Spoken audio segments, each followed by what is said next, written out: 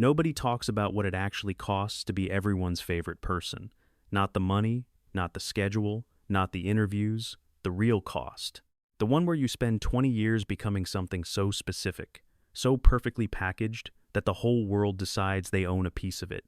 And then the moment you try to be anything else, anything more complicated or darker, or just honestly human, they take it personally. Meg Ryan paid that cost in full. She was the biggest female box office draw of an entire decade. The woman who defined what romantic love looked like on American screens through the 1990s, and then she was gone so fast that people still talk about it like a disappearance rather than what it actually was. A person trying to live a real life inside a mythology that had been built around her without her full consent. This is how that happened. Margaret Mary Emily Ann Hyra came into the world on November 19th, 1961, in Fairfield, Connecticut, and Hollywood was nowhere in her plans. Journalism was the goal, NYU was the path, and the future she imagined involved bylines and deadlines rather than call sheets and lighting rigs. To cover expenses, she took commercial work, the kind of forgettable advertising spots that play between soap operas and nobody remembers by dinner. Burger King, toothpaste, everyday products sold through a face that turned out to be anything but ordinary. Her first credited screen appearance arrived in 1981, a small role in Rich and Famous alongside Candice Bergen, and she was just 20 years old, learning the grammar of the medium one minor scene at a time. The stage name came next, Meg Ryan, drawn from her grandmother's maiden name, and there was something instinctively right about that choice, something that carried the warmth and accessibility that Margaret Mary Emily Ann Hyra simply didn't. The real foundation got laid between 1982 and 1984 on the CBS soap opera As the World Turns, where she played Betsy Stewart, and where audiences first discovered they had feelings about her that went beyond passive appreciation. Her character's romantic storyline moved the ratings upward in measurable ways, and that specific kind of commercial proof carries enormous weight in television. By 1984, she had decided Los Angeles was the next move, and the industry there was already starting to pay attention.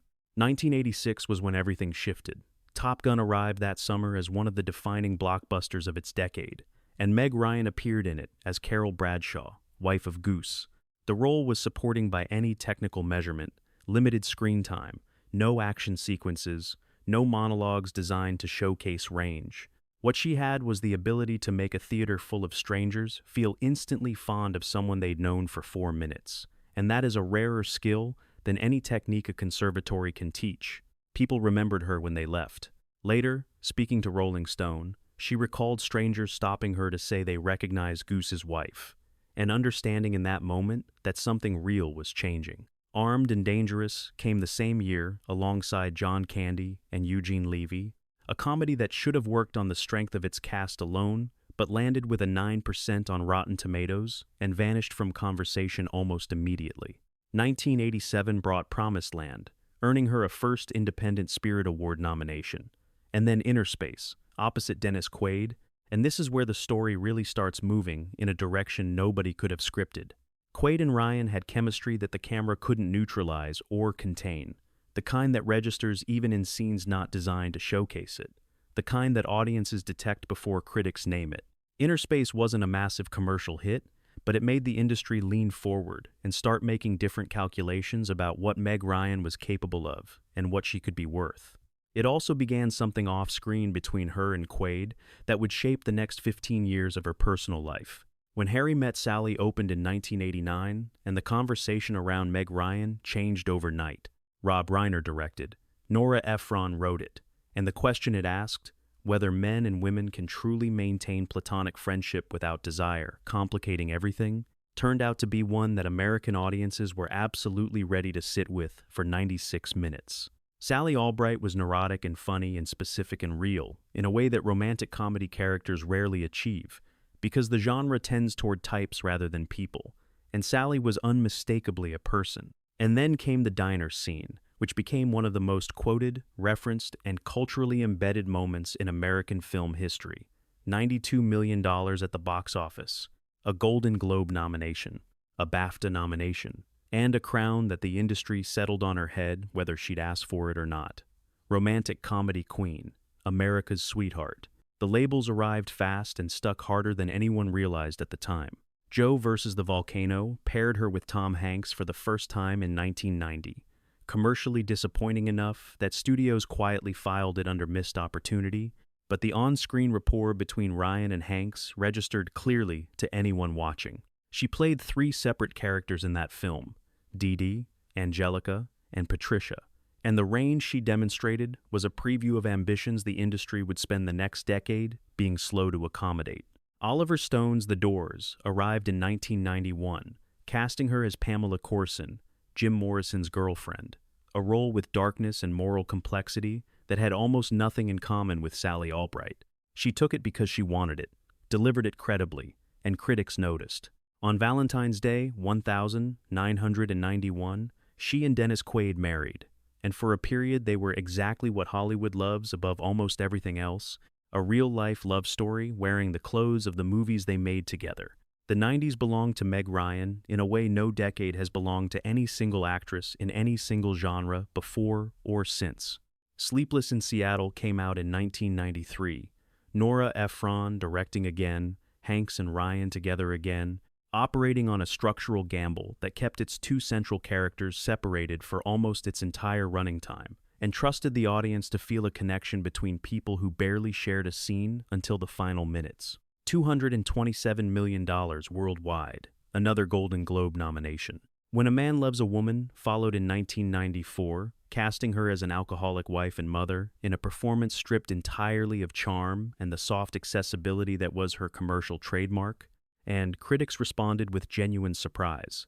IQ came later that year, French Kiss in 1995, and then Courage Under Fire in 1996, alongside Denzel Washington, a military drama that required significant weight loss and physical training and the willingness to play someone morally compromised and emotionally shattered. The industry kept filing her under romantic comedy. She kept filing formal objections by choosing roles that made that categorization impossible to sustain. Anastasia gave her voice to an animated Lost Russian princess in 1997, introducing her gift for conveying hope and vulnerability to a new generation. City of Angels arrived in 1998 opposite Nicolas Cage, connecting with audiences through a story about love and sacrifice. And then You've Got Mail closed out the decade, the 3rd collaboration between Ryan, Hanks, and Ephron, grossing $250 million worldwide. $10 to $15 million per film was what she commanded by 1999. She wasn't just the face of romantic comedy. She was the entire architecture of it, the name above the title that made financing conversations shorter and more certain. The year 2000 arrived, and Ecuador arrived with it. Proof of Life sent her opposite Russell Crowe, a thriller that would have been commercially forgettable regardless of what happened during its production. What happened during its production was not forgettable. An affair developed between Ryan and Crowe. The tabloids found out, and the story exploded with a force proportional to the mythology it was dismantling. Dennis Quaid filed for divorce. The public positioned itself on his side with the speed of people who felt personally involved in an outcome, which, given the parasocial investment that 10 years of romantic comedies had created, was perhaps inevitable, if not particularly fair. The relationship with Crowe ended in 2001. Ryan told the truth about it later, which was that the affair wasn't what ended the marriage, that the relationship had been struggling for years before Ecuador, that the real-life love story had diverged from its public image long before the tabloids arrived to document the gap. The public wasn't interested in that version. Carrie Fisher told her directly that betraying your archetype carries a specific cost that no amount of explanation can reduce. Hollywood, which runs on the currency of reliable mythology, found the contradiction she now represented difficult to work around. Kate and Leopold in 2001 demonstrated that audiences hadn't fully turned away, but the industry's posture toward her had shifted in ways that couldn't be reversed by one moderate success. Then 2003 brought In the Cut, directed by Jane Campion, a dark, psychologically complex, sexually explicit thriller in which Ryan appeared nude and committed to scenes of raw physical intensity that had no precedent in her career. It grossed $23 million worldwide and generated the kind of audience confusion that registers in box office numbers before it registers anywhere else.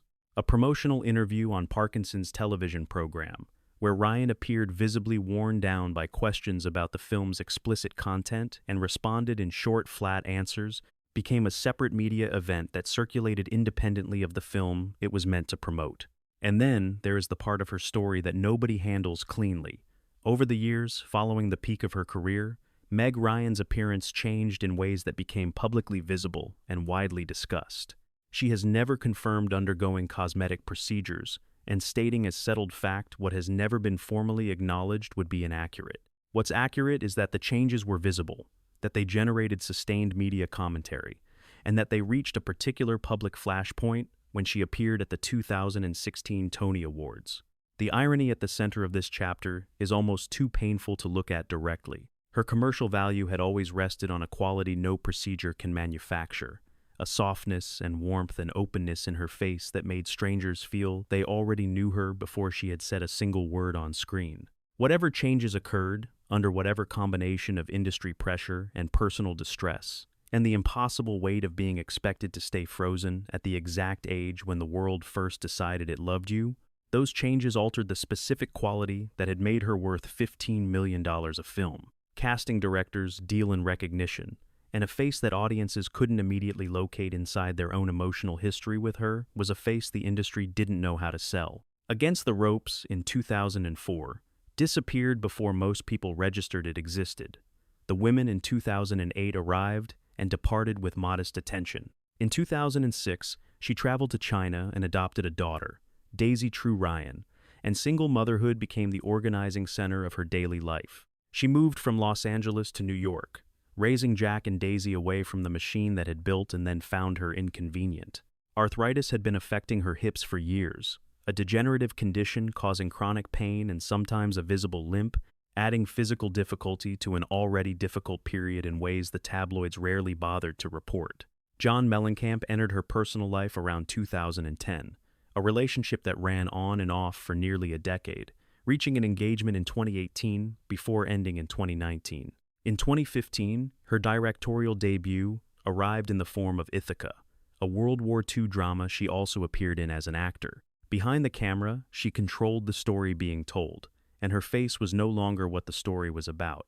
The answer to whether Meg Ryan would ever return came quietly in 2023 through What Happens Later, a romantic comedy she directed, produced, and starred in opposite David Harbour. It was small and intimate, not a cultural event designed to announce a comeback, simply a piece of work made by someone who still cared about the work. The warmth was there, the timing was there. The ability to be funny and fragile within the same breath, which had always been her defining gift, had not gone anywhere. What had changed was the context in which she was using it. She wasn't performing for an industry she was trying to win back, and that freedom from needing to be loved gave her a presence on screen more honest than anything she had produced in the previous 20 years. Montecito, California is where she lives now, and by most accounts it's a life that had to be earned the hard way. Jack Quaid has built a genuine career on his own terms, starring in The Boys and appearing in Oppenheimer and the Scream franchise.